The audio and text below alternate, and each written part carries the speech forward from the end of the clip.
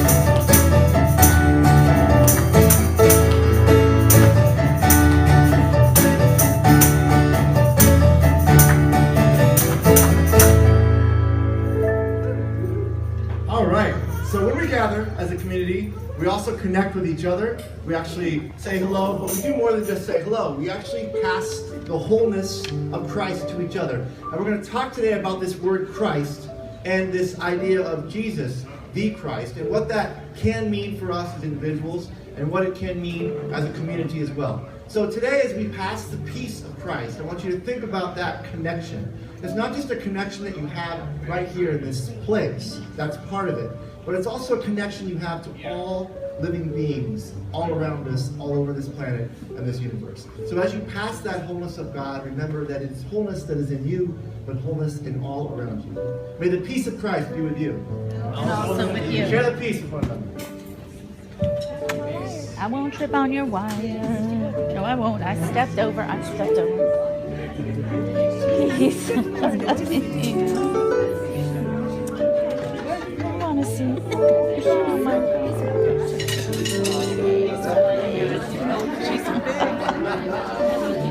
Peace.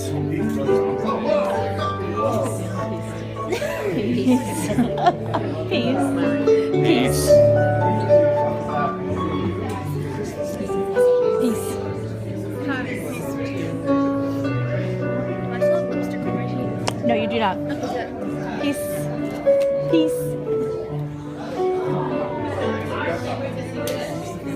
second?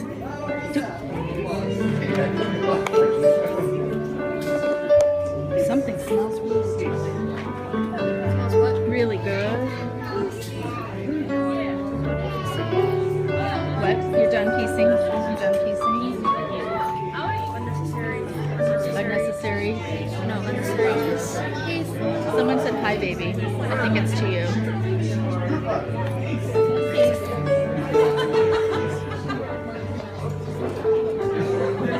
Oh no, not peace to her. Peace, Jeff. To the baby. That's what I She was thought. saying hi to the baby. Oh, okay. I got it. That's Helene. Let me see. Do not feed it after this. Do not pour water.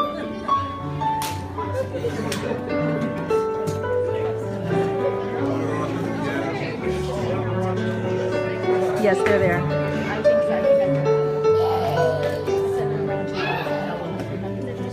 So good to see each one of you I today. think we did. Always good to see you passing the peace. Well, passing the peace, and that just made my day. Just good to see you being one together and enjoying the community and the fellowship that we have here. Better is one day in your courts, O Lord. Better is one day in your house. Better is one day in your courts than thousands elsewhere. Here is this place of unity that we have with Him, that He invites us into Because that's and going gives to be us the my thing when I presence sit of down. any moment.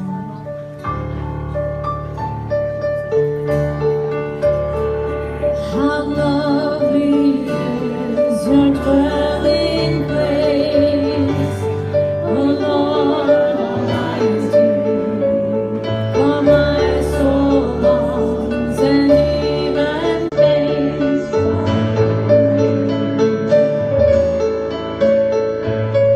here my heart is satisfied.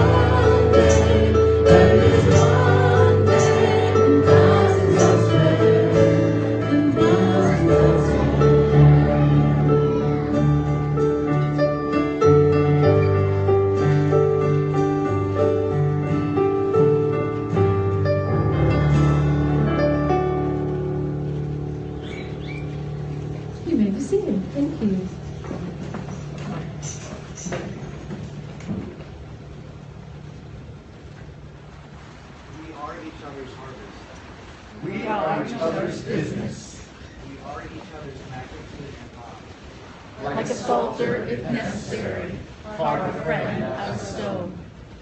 Realize that your inner sight is blind. And Try to see a treasure in everyone. If everyone helps to hold up the sky, then one person does not become tired. You are never alone. You are eternally connected with everyone.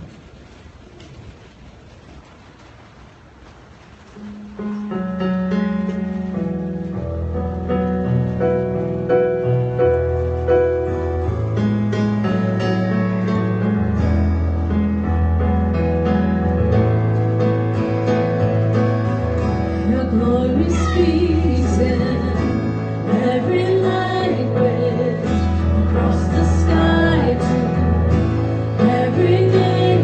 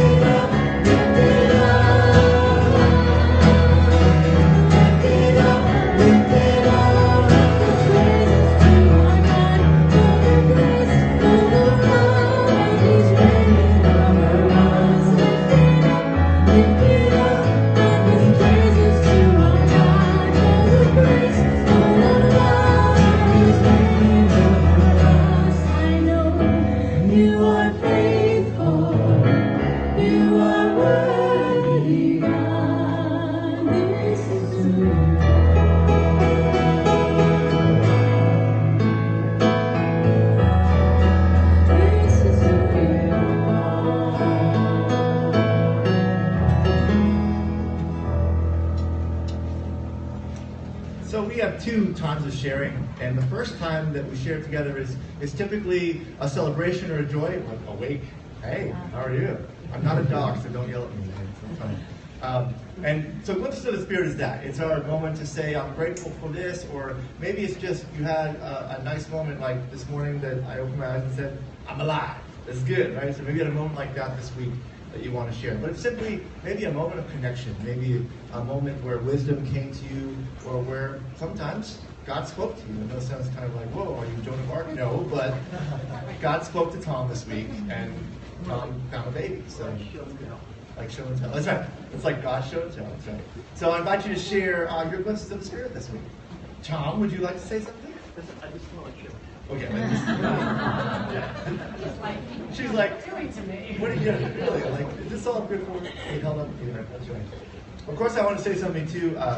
Today is obviously in this country Mother's Day, and it's a day also that we remember anyone in our lives who was a caretaker for us, maybe a mentor, maybe a teacher, someone who really was special. Because we all know too, as well, that if you're lucky enough to have a good mom, which some of us are, that's a wonderful, amazing thing. But not all of us did, right? So we also remember today that there are some who sort of struggle with this day in terms of that idea of Mother's Day. However, they certainly have people in their lives who help them, who have mentored them and love them. So we lift up all those folks today. I know that you will today as well.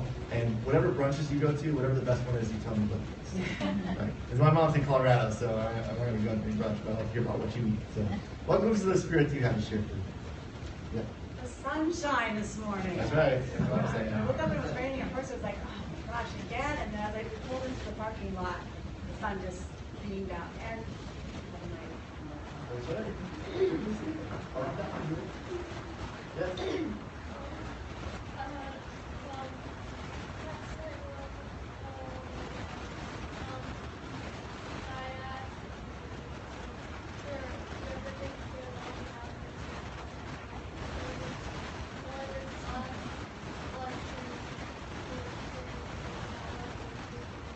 Oh, that's cool.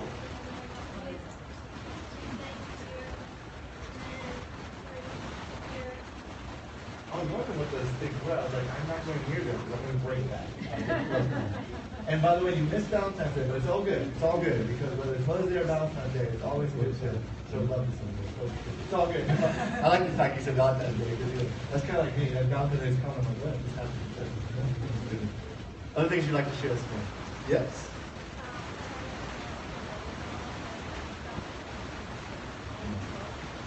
Nice. Yes. This thing, right here on my leg, Yeah. is going to get off on this Thursday. I'm really excited. I think I might cry. I think it's okay to try. It's good. It's good. Let's see how it feels to walk too, right? very good. That'll be interesting. Great. Yes. My sister's getting married this Saturday. Nice. We had a nice night with her last night, or last night as a single woman. I said, well, you're not really single, you're still with the guy, right? Right. Right. Very good point. That's what I say to people when I marry them, right? When I do life, I'm like, you good point. Pam and Dean, it's good to see you all again. Wow.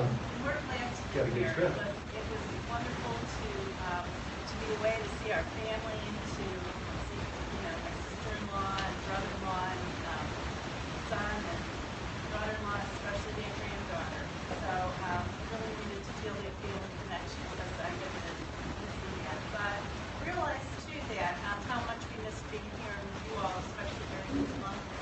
So much is happening. You're with us anyway. Friends, let's just take a moment to pause and to be in the spirit of prayer together. And again, as I said from the very beginning, today I want you to think about unity. But the way we're going to approach it is a bit different today. I want you to think about unity meaning that God, the presence of God, is not separate from you. So I want you to just think about that for a moment. That no matter where you are, no matter what state of mind or heart you're in, the presence of God always is where you are. So let's take a moment and be in the spirit.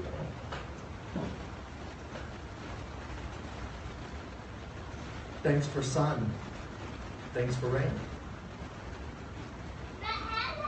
Thanks for all those who have cared for us, whether they were mothers, or mentors, or teachers, or friends, companions. Thanks for friendship. Thank you for wisdom. Thank you for children. Thank you for life.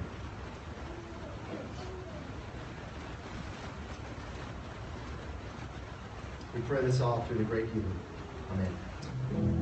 Mari, if we could go back to who you are in our songs. I'd just like to revisit that a minute, because this is the beauty of the God who is present with us.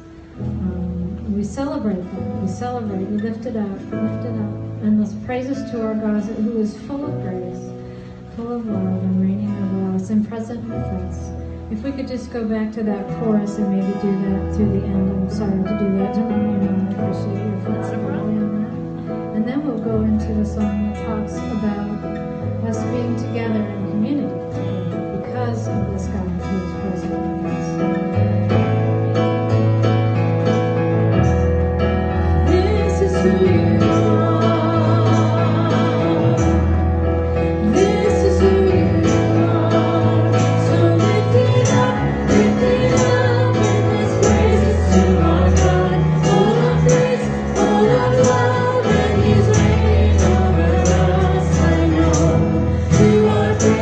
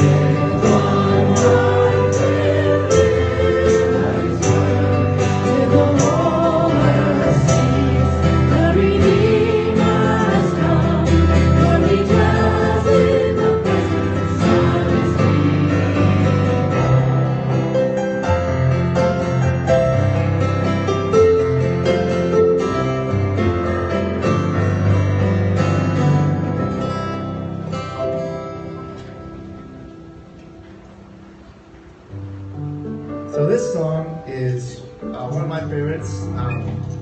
For those of you who are a little bit hippie-ish, my parents are definitely hippies. Shout out to my parents today. But they, well, thanks, Jim. Yeah, because I'm just going to topple this thing. There we go. I should put it on my forehead. Here we go.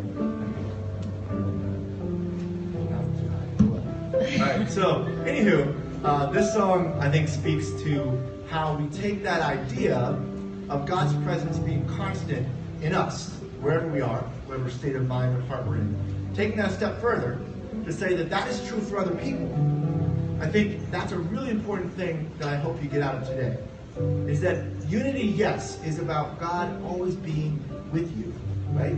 But it's also about noticing that that is true in others. So that when we connect to others, even those we don't always agree with, even the people who are very different than us, that we know that we have this connection to them. This song speaks to some of those divisions we have, some of those walls that we put up. But in order for those walls to come down, recognizing that God is present in all things and in all people, I think continues to help those walls crumble.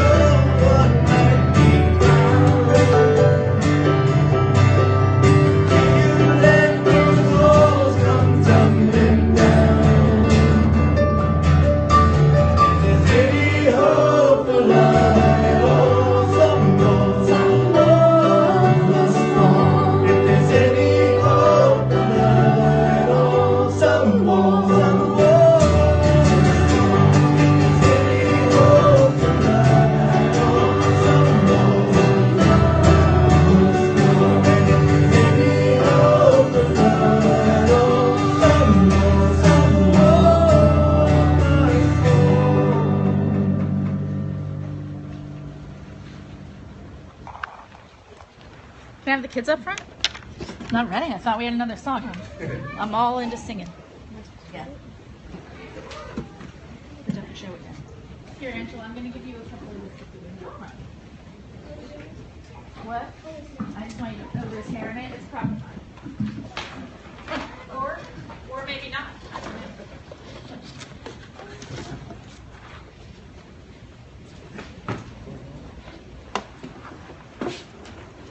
Baby's coming. Baby's coming.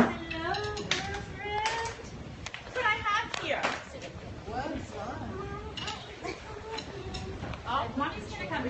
You guys see what I have? Yeah, take a couple. Can you tell everybody what I have? A puzzle.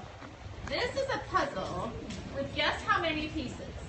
Can you take a couple pieces, Corey? How many? 500. It's more than 500. Jimmy, we can take a couple.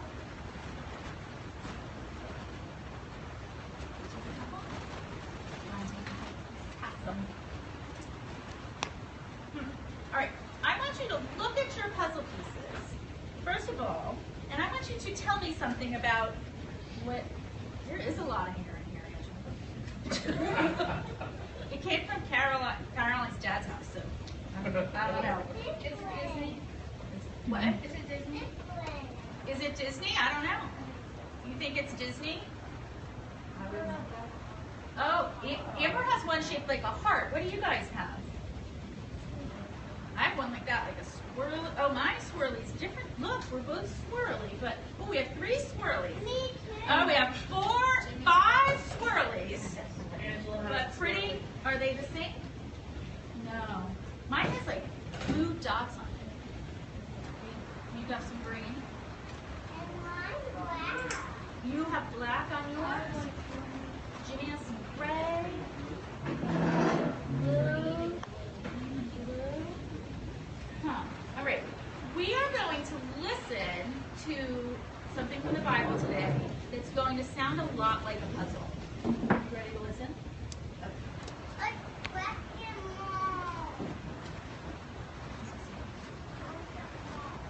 I ask not only on behalf of these, but also on behalf of those who will believe in me through their word, that they may all be one. As you, Father, are in me, and I am in you, may they also be in us, so that the world may believe that you have sent me. The glory that you have given me, I have given them, so that they may be one, as we are one. I in them, and you in me, that they may become completely one, so that the world may know that you have sent me, and have loved them even as you have loved me. Father, I desire that those also whom you have given me may also be with me where I am, to see my glory, which you have given me because you loved me before the foundation of the world. Righteous Father, the world does not know you, but I know you. And these know that you have sent me. I make your name known to them, and I will make it known, so that the love with which you have loved me may be in them and I in you. Amber just asked me, to be honest, we weren't making that extension, whether this is all one puzzle. Why did you ask me that? They look way different, right? Like some look like regular kind of jigsaw puzzle pieces, but some look like these swirlies, and some of you have heart-shaped pieces. Jimmy's got one that's like, I don't know, that's different. It's like jigsaw-y on one side and pointy on the other. But the answer, Amber, is that even though these pieces are all very, very different, that they all belong to the same puzzle. And that reminded me of what we just listened to, where God talked about all being one. And if we put all of these pieces together, what do you think we will get? We will get a big puzzle with 750 pieces. That's true.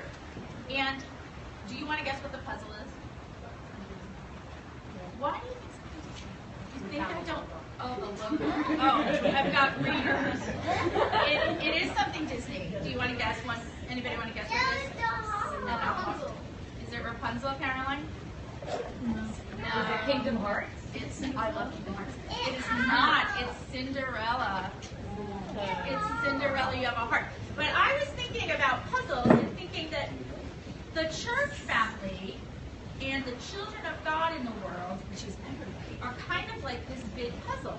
Even though some of us are swirly, and some of us are curvy, and some of us are straighter, and some of us are blacker, and some of us are bluer, and some of us are greener, that to make the whole picture of God's family, we need to put, and some of us look like My Little Ponies. Which one is this? Fluttershy. You know what? Someone's watching on Periscope. It's a big Fluttershy. I happen to know that. So I'm glad you brought Fluttershy. Because even Fluttershy is part of the big puzzle, don't you think? Gina said shout out. What'd she say? Gina said shout out. Gina says, shout out to Fluttershy. All right. We are going to say a prayer about that. Not that. Yeah, even about Fluttershy.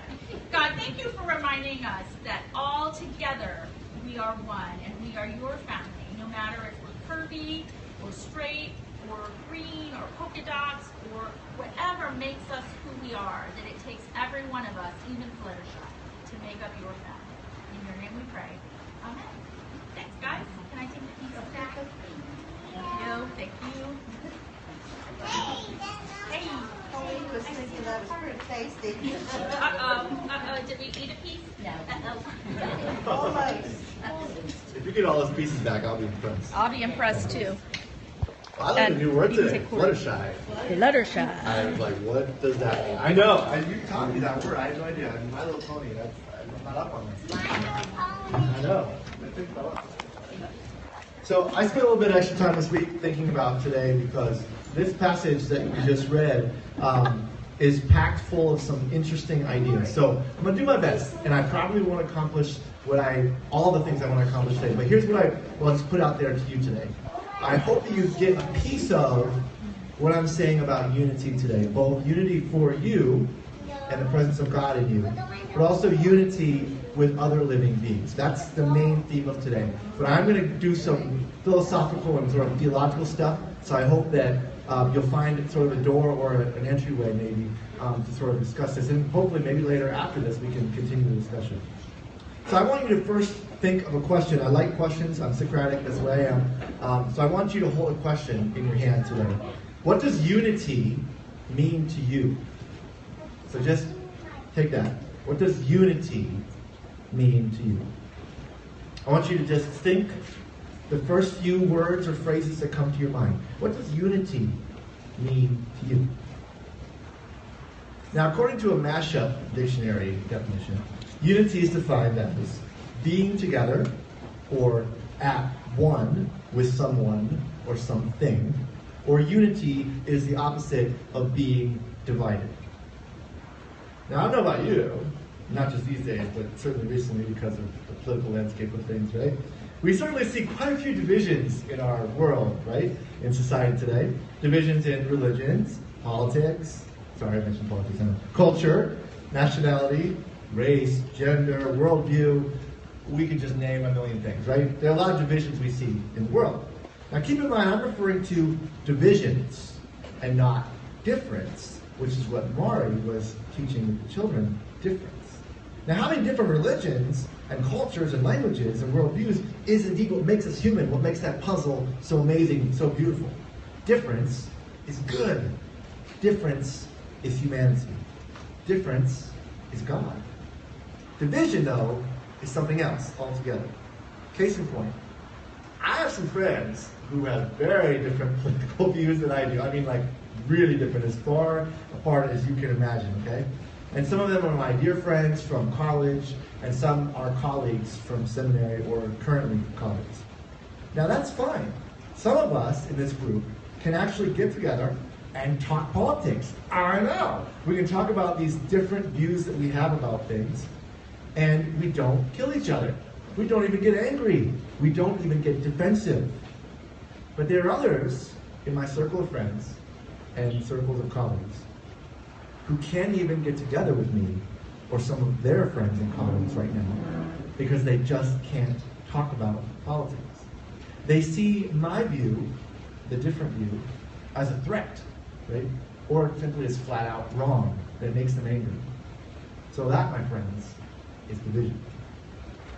Now last week, as many of you know, I participated in what's called the Interfaith Peace Walk for Reconciliation. Joe was there with me as well. People here today have also been in the last couple of years. There were about a little over 400 people, even in the rain, believe it or not, from various religious and secular backgrounds. Now to some people, which I continue to hear this every time I participate, they think this kind of walk is pointless. Because here's what they say. In their view, the actual event, the walk, accomplishes nothing. They say, so what? So what? People go on a walk, but they're still divided. I mean, look at them. They're Muslim women in hijabs. There are Wiccan women with no head coverings. There are Sikh men with turbans. There are Jewish men with kippahs. There are Catholic men and women with cross necklaces, Buddhists with mala beads, Hindu women with saris, hippie and hipster folk with peace signs and long hair. So from the outside, looks like this walk isn't anything unified at all, does it? If you only focus on the differences that you think separates. What they don't know, though, is that throughout the year, the real influence of the peace walk is evident in people. There are people who are constantly building bridges of understanding, of trust, and of friendship across lines of difference. A Christian woman now sees her Muslim friend not as a Muslim, but just as a friend. Whoa, imagine that. Likewise, a Sikh college student who wears a turban sees his Buddhist classmate as a colleague, as a classmate, and not just a Buddhist. That's what this walk is about. It's a commitment of individuals and communities like ours to embrace difference as healthy and beautiful and not to see difference as division. Now, the Christian Bible most certainly addresses this theme like exhausting. It really does. It's an exhaustive dealing with this theme of division and unity in both the Old and New Testaments. I will say, however, that in the United States, often Christians understand unity, in my experience as a pastor and the work that I've done ecumenically. Usually Christians in the West understand unity to be something only within their own religious circles. Let me explain what I mean. So if you happen to be Catholic, right, unity, and I've seen this in a lot of different dioceses around, unity might mean that various Catholics choose a theme, or their diocese chooses a theme, that they should get together, they should be on the same page, and they should cooperate, right? Mainline denominations do the same thing, including the United Church of Christ, right? They create regional and national events, like National Youth Event that we'll be going to this July, to try to make unified decisions, and also to join people together for unified worship and prayer and activity. And then there are things we call ecumenical groups, which is just a fancy way of saying different denominations of Christianity. Ecumenical groups get together, they have joint worship services to express unity across their lines of difference. Presbyterians and Baptists get together, they're like, whoa, I can't believe it, right? Now, by no means am I saying that these things are bad. They're not. They're not negative. I'm not saying that. But this is not the kind of unity that the Bible speaks about. This is not the kind of unity that Jesus prays about. Remember that the various authors who wrote the various parts of the Bible, both Old and New Testament, did so over the course of centuries. It's really just, it's hard to wrap our minds around it, but it's over the course of centuries. And even those New Testament authors had no clue about the idea or religion of Christianity. Let me say that again.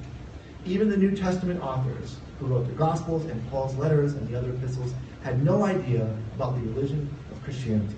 It had not yet been established as a religion in that sense. So it's really important to keep that in mind when we look at these stories, especially in the Gospels.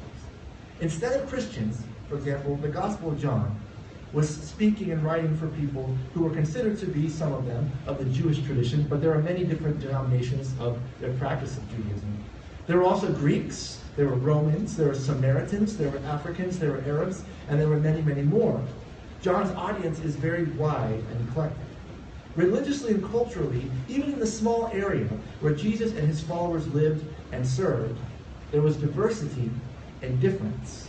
And then later on, when Paul and the other followers of Jesus of Nazareth started to branch out, right? They sent missionaries farther into Europe and the Middle East. They encountered even more difference.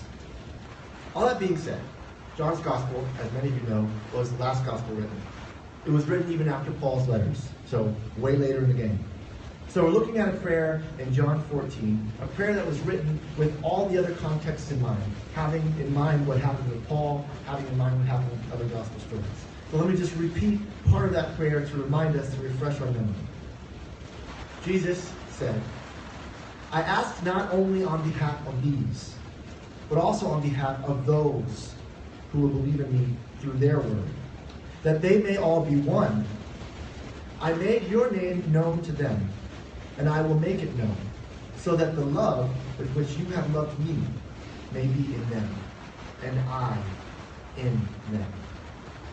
Now, we don't even have close to adequate time to dissect this prayer. It's really packed. I mean, maybe one time, if there's interest, we can actually do a couple series about this particular passage. Even every verse has its little history behind it. It's a very important prayer, though, in the theology of John. So what I'm going to do today is focus on just this one thing, which is being one. That is the way that Jesus talks about unity, which is being one. In order to do that, I'm going to borrow from Richard Rohr. So Richard Rohr, some of you who've done some of the faith formation with Rich Lewis, you watched a video a couple times, I think, of Richard Rohr. So basically, he's famous for a work that's called The Cosmic Christ. If you go to YouTube and put Cosmic Christ, you can watch it for free. It's only about 12 minutes long, so it's worth it. Cosmic Christ. If you're unfamiliar with him, Richard is a Franciscan priest in New Mexico, and he's the founder for the Center for Action and Contemplation, or CAC, in Albuquerque. So he does a lot of stuff, when Rich just talked about contemplative prayer practices, that's Richard Rohr's work. All right, so his teaching is grounded in the Franciscan alternative orthodoxy, which really just means that practices of contemplation and self-emptying, expressing itself in radical compassion towards others and for the socially marginalized, is how they practice their faith. So their contemplative practices of prayer and meditation must lead them to helping those who are marginalized. That's, in a nutshell, what the Franciscans do in his center. Okay, now back to Cosmic Christ, what he wrote and also the video that he talks about. Rohr speaks about the incarnation of God, right? The incarnation of God that we assume happened at Christmas time, right? Isn't that December 25th? Right? Well, not really, but we assume, all jokes aside, that the incarnation of God was the birth of Jesus of Nazareth, right? So in Bethlehem, 2,000 roughly years ago. But Rohr says that the incarnation, no, that's not true. It actually happened 14.5 billion years ago, in a moment that many scientists call the Big Bang. In other words, 2,000 years ago, according to the New Testament of the Bible, the human incarnation of God in Jesus of Nazareth did indeed take place, but before that, there was the first and original incarnation through light, water, land, sun, moons, stars, plants, trees, birds, fruits, serpents, cattle, fish, every kind of wild beast, says the Genesis narrative in chapter 1. This, Rohr says, is and was the cosmic Christ. Christ is in fact not Jesus' last name. There's no H in the middle there either, by the way. It's not Jesus' last name.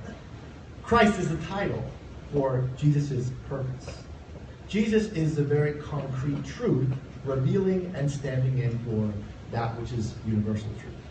Okay, you're like, what? Okay, I'm going to keep going. I'm going to try to make this work here. All right, so this idea is nothing new.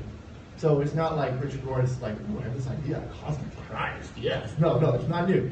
Jews, Christians, and Muslims, absolutely monotheistic religions, they all believe that the world was created by one God. This is established. And that this God, this one God, manifested God's self in a human or in humans, right? All three of those Abrahamic religions believe in. But so do other religions, come to find out, like the Baha'i faith, Hindus, Sikhs, Zoroastrians, Jains, and the list goes on and on and on. Many of the traditions, including Christianity, call that divine manifestation light, and in some cases, logos, word. This concept is called non-duality. Now, before you run out of the room, let's talk about non-duality. It's actually not that complicated. Stay with me here. Non-duality, or non-dualism, simply just means not two separate things, okay? It's something that is undivided with a second thing. As I mentioned from the very beginning of worship today, that you are not separated from God. That God is always part of you. Sorry, microphone. I'm always part of the microphone. This is why I use my hand so much. God is always part of you, and God is part of all creation. All right? So, I mentioned that across religious and philosophical traditions, this idea of non-dualism exists. And of course it takes different shapes according to faith background and whatnot. But for the purpose of just today and our discussion today, I want you to take non-dualism to mean that there is no absolute transcendent reality beyond your everyday reality. Let me say that again. There's no absolute transcendent reality beyond your everyday reality.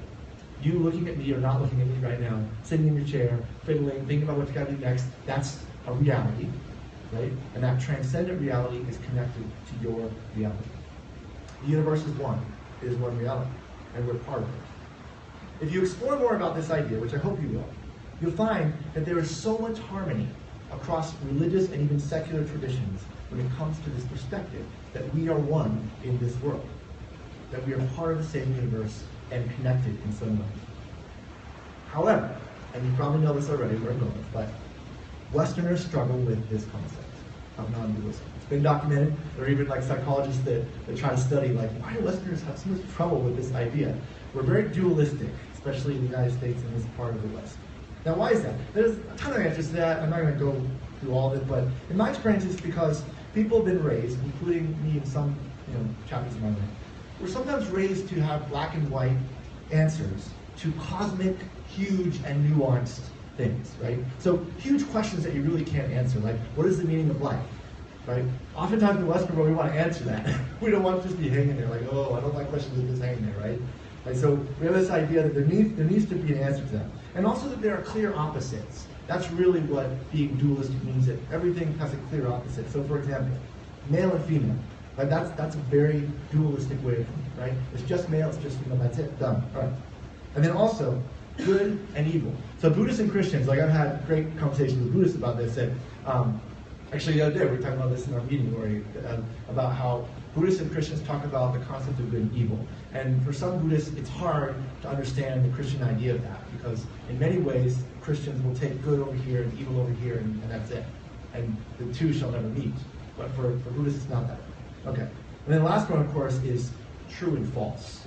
So these are all dualistic ideas. True and false, male and female, good and evil. All right.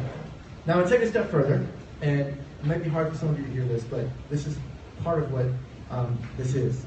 So, for example, in conversations I've had with people from other countries, especially when I've been in Europe to visit Maria, we often talk about conflicts around the world, including terrorism, including wars, et cetera, et cetera. And of course, they know I'm from the U.S., so we get into that kind of stuff. All right, so we're talking about it, and what a lot of folks can't understand is the idea that some, not all, but some folk have in the U.S. about war. For example, right? Let's say the United States goes to war. Gosh, I hope we don't. But let's say we're going to war. All right, we go to war for the country, and we assume, right, that our side is the good side, right? We just assume that.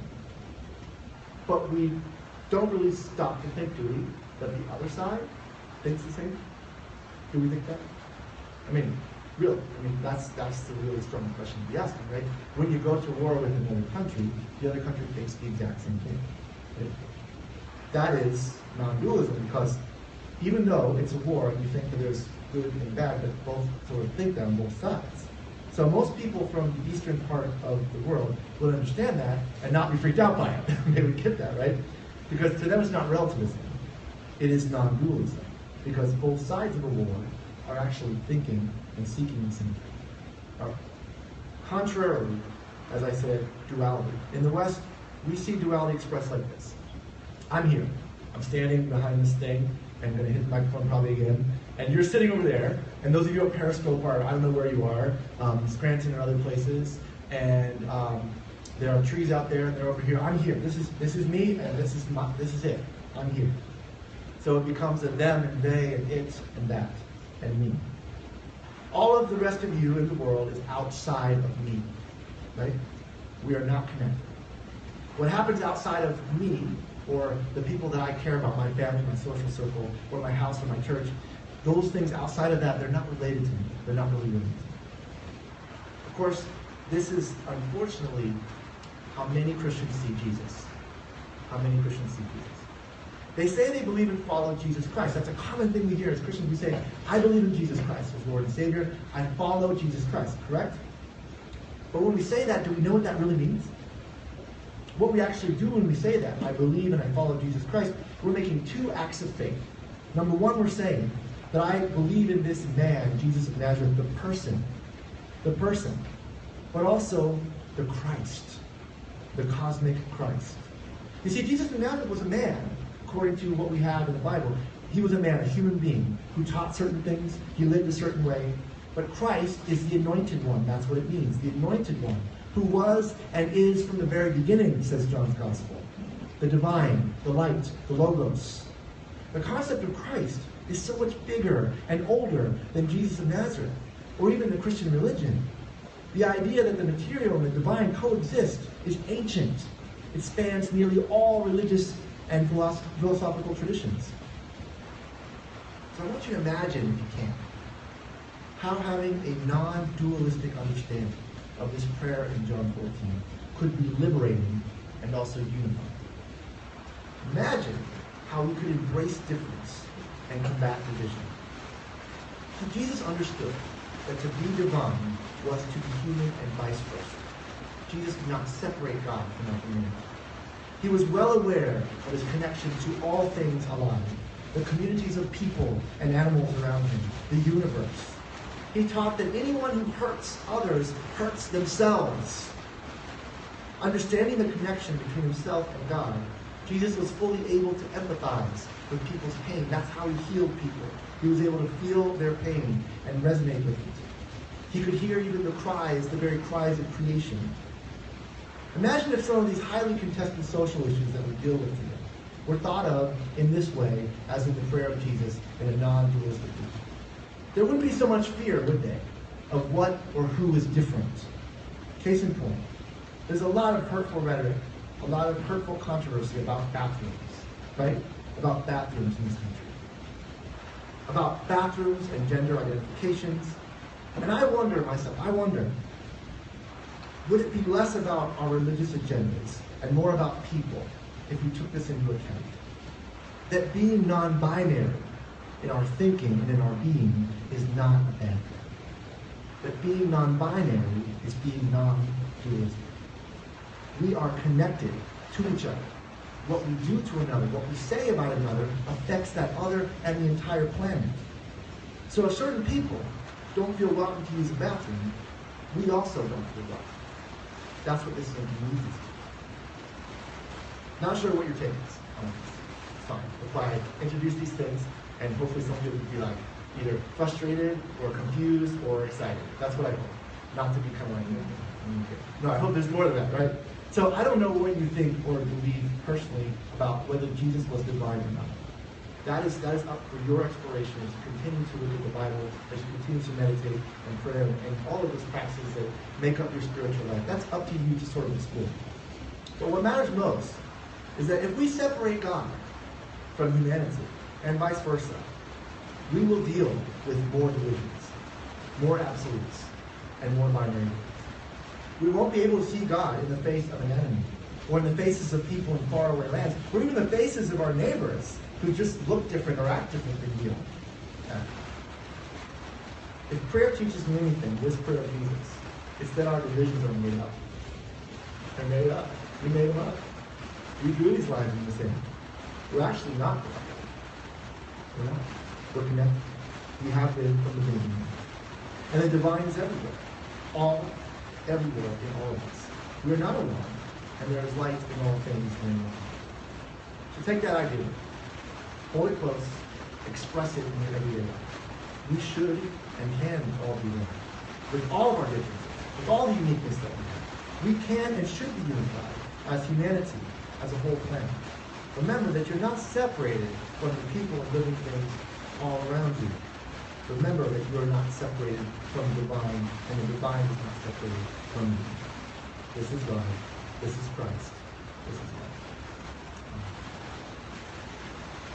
Now you're like, oh man, great. Yeah, I got something to think about. So, as I always say, especially when I introduce something like this, which is a little bit maybe tricky, or maybe it wasn't for you, I don't know. Everybody's different. I encourage you to interact. So I do, as you know, repost these things on a blog, and that's, if some of you are into that, and you can comment, and that's kind of a fun way we can converse about it.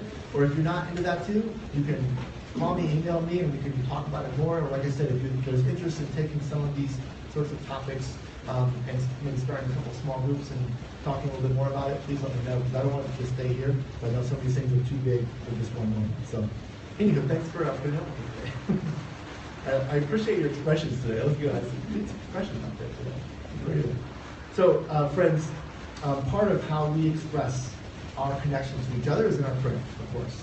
And these prayers that we say here are things that we take with us during the week. I know that I fully appreciate the fact that we can share openly. So I invite you to share what's on your minds and hearts today, people you'd like to lift up in prayer.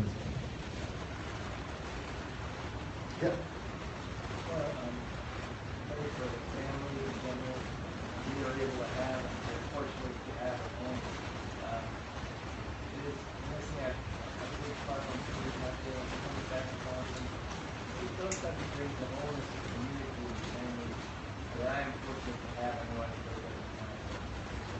that ultimately we go through some very good together. His family comes in many shapes and sizes. Yes?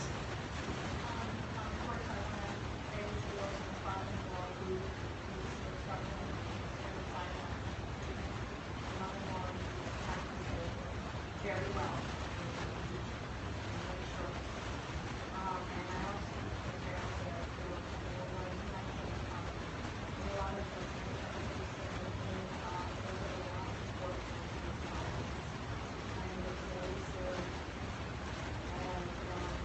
talking to the people about the project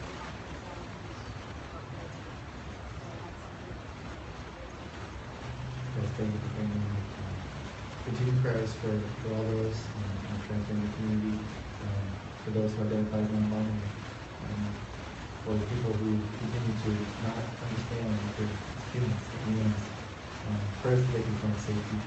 And we will turn a corner as the country goes. And prayers for Brett's parents.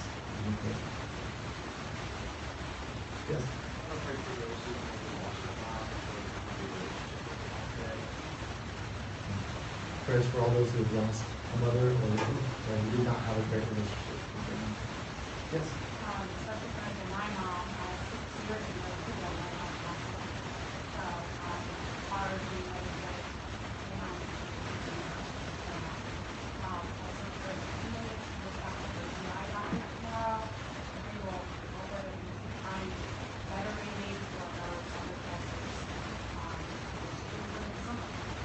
Prayers of connection to your mom, prayers of healing.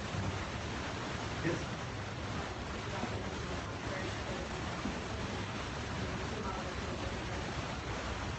Prayers for all those who can see family.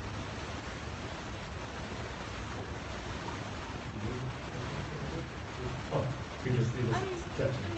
Praying for all the moms that they have fun times today. I think yours will.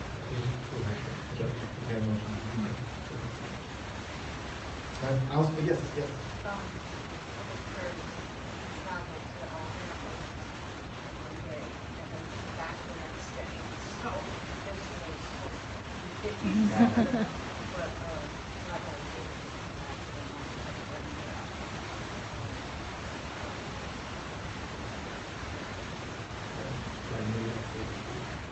Two days of sleep is good. Alright friends, I'll start the prayer and I'll leave space for you. If you wish to speak names of people out loud, if you want to lift up today, I'll speak for you. King of Spirit, go.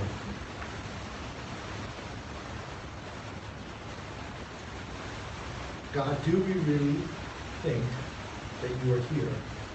Do we really think you are in us at all times, even when we don't want to recognize you, even when we don't feel your presence? Do we really think that?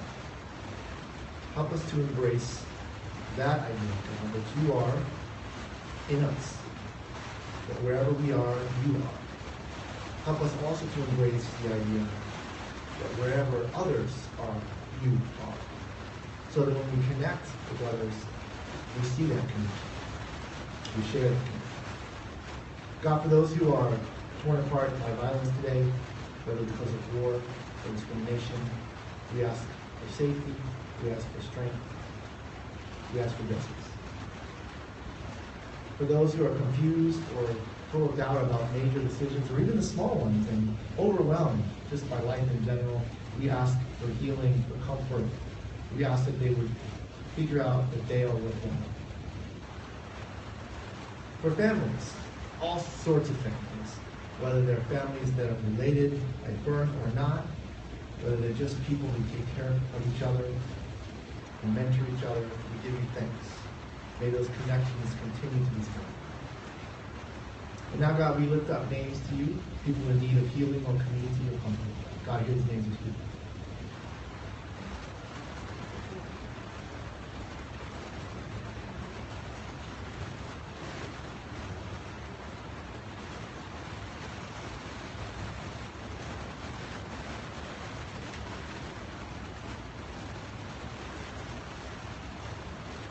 All this we ask through the light, through the word, through the logos, through the cosmic one, through the uniting one, through the healing.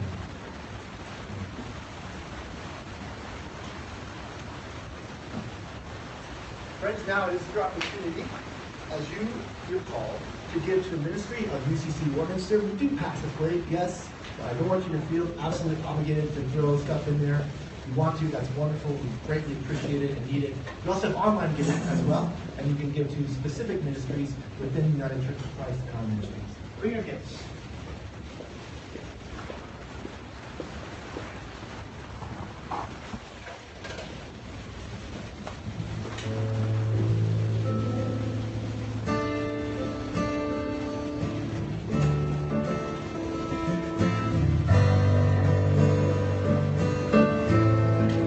Is it getting better?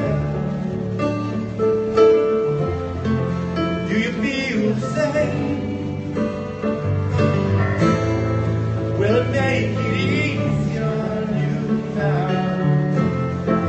Got someone to blame. You said one love, one life, one need in life. One love, you get to share it. You leave the baby, you don't care.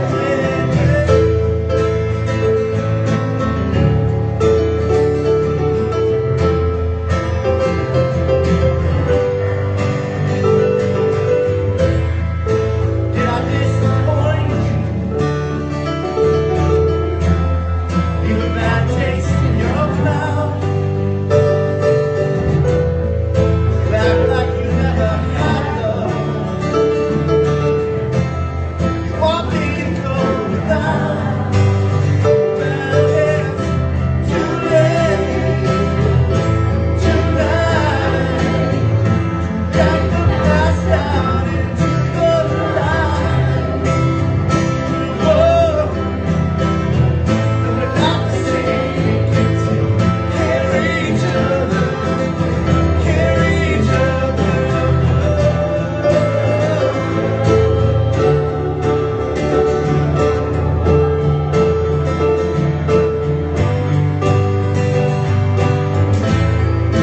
Have you come in for forgiveness? Have you come to raise the dead? Have you come into the place? To the lepers in your head? Did I ask too much? More than love. You gave me nothing, now it's all I got. You were, but not the same, no, we didn't hurt each other. Do it again. You said, love is a temple, love's a higher power. Love is a temple, love's a higher power.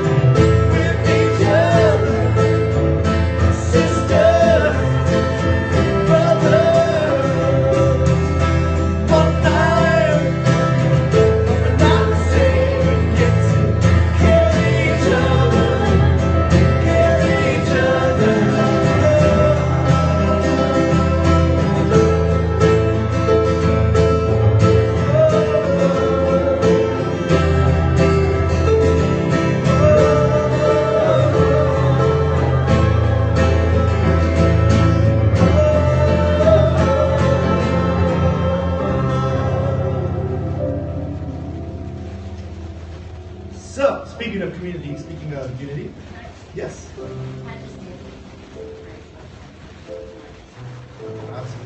friend of Pat's who's having surgery. Prayers for Pat's friend. speaking of community, this is our time to sort of share what's happening in this community of faith, opportunities coming up. So actually, Pam is here, so I can say, Pam, what would you like to say about Man on a Main? Because I forgot to look at the sheets today, but I think the date for the next one is the 21st of May. And then we also have a date for June. So there are names up there, but if you would like to help out, come along, please sign anywhere because we would love to have you. You can always use more people. And we have a Share Philly food program coming up June 25th. Correct. On a Saturday, so if you're interested in that, you can see Caroline, Mari, or myself. That's working inside of a warehouse and also outside in greenhouses in the East Falls area of Philadelphia. Other announcements? Yeah. A couple. Donna has nicely made up a sign-up sheet for volunteers to help bring food for coffee hour. Clean up, sorry, for clean up, I got it wrong. For clean up and, okay, and it's for cleaning up and mostly that's it, yeah, helping clean up. And as usual, thank you for those of you who have been bringing items for coffee hour. Also, continued thanks to folks who are bringing dinners to Paul. I think we're still good, Mari, for We're good for the whole month, yeah. We are wondering if there's anyone who'd like to help him with weekly food shopping. We've been kind of asking him on a weekly basis. So, yeah, he's been telling everyone he's fine. So, we'll just keep that in mind that if you have a moment and you want to just give him a call and say, hey, you need help getting some food shopping.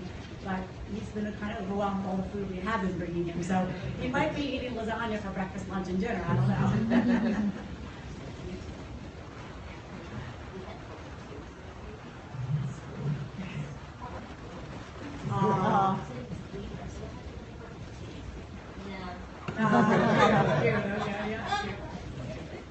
Just a couple things also.